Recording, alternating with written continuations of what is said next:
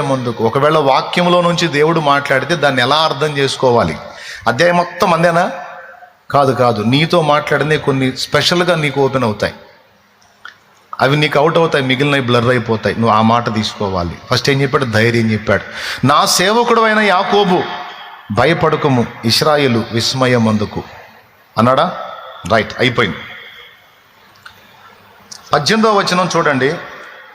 యెహోవా ఈ మాట సెలవిచ్చుచున్నాడు, యాకోబు నివాస స్థలములను కరుణించి వాని గుడారములను నేను చెరలో నుండి రప్పింతును.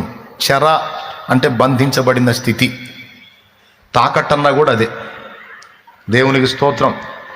యాకోబు గుడారమును అంటే నీ ఇంటిని తాకట్టు నుండి నేను విడిపిస్తాను, భయపడకరా నాయన అని చెప్తున్నాడు ఆయన.